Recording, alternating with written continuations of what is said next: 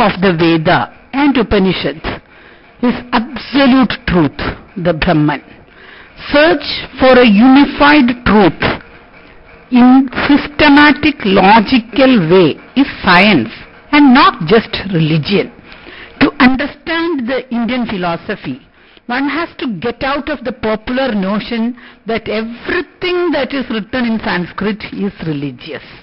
If one has to understand the intellectual activity of a people, a nation, a geographic area, and to understand their view of life, one has to get out of this misunderstanding first.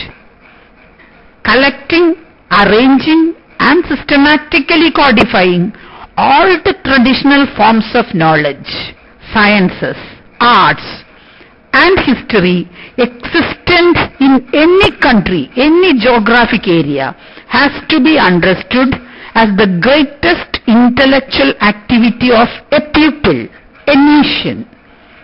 Codification of the Veda means this intellectual activity in this particular geographic area, that is, geographic area extending from Indian Ocean to the Himalayas.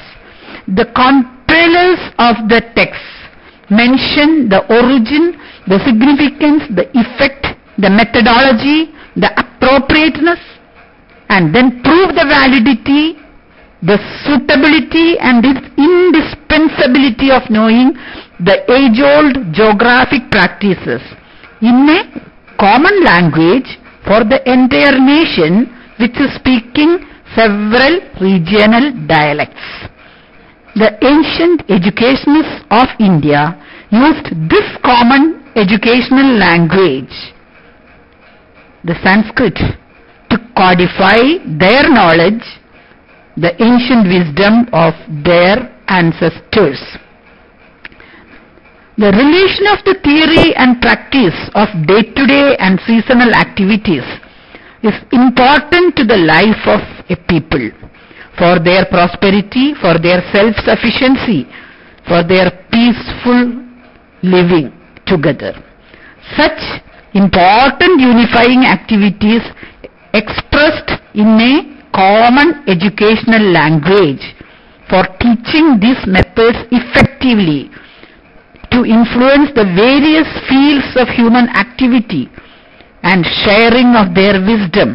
It has naturally to be a bilingual system, using the common educational language for our entire nation plus the regional language of each area for those who doesn't know Sanskrit.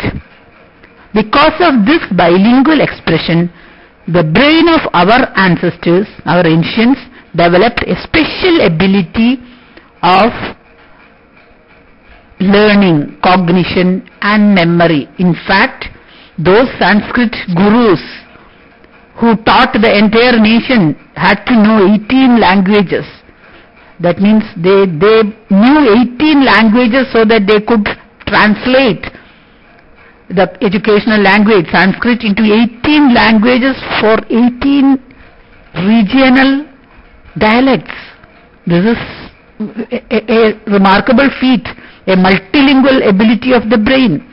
A person who consecrates himself or herself in lifelong learning and teaching and intellectual activity is consecrating oneself on account of all, sarvam, for sarvam.